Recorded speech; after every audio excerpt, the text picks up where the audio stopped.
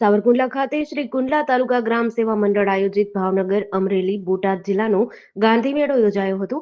સ્થાનિક ધારાસભ્ય માનવ મંદિરના મહંત દિલીપભાઈ સંઘાણી તેમજ સાવરકુંડલા નગરપાલિકા પ્રમુખ, સૌરાષ્ટ્ર રચનાત્મક સમિતિના પ્રમુખ તથા અન્ય જિલ્લાના ખાદી સંસ્થાના પ્રમુખ, મંત્રી સહિત ઉપસ્થિત રહ્યા હતા. સાંસ્કૃતિક લોકડાયરો, કુદરતી ઉપચારો, સોલાર ચરખા, બેકરી તથા ખાદી અને ગ્રામોદ્યોગને લગતા તમામ ચીજવસ્તુઓના સુંદર સ્ટોલનું આયોજન કરાયું હતું.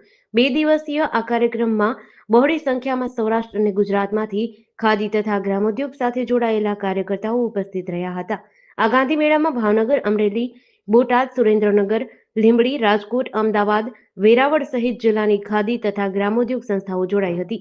2 દિવસ ચાલનારા આ ગાંધી મેળામાં ચિંતન શિબિર, ખાદી અને રચનાત્મક પ્રવૃત્તિઓ તથા વિવિધ ખાદી ગ્રામોદ્યોગ ક્ષેત્રમાં કામગીરી અંગે કાર્યકર્તાઓ માટે જરૂરી માર્ગદર્શન આપવામાં આવ્યું હતું.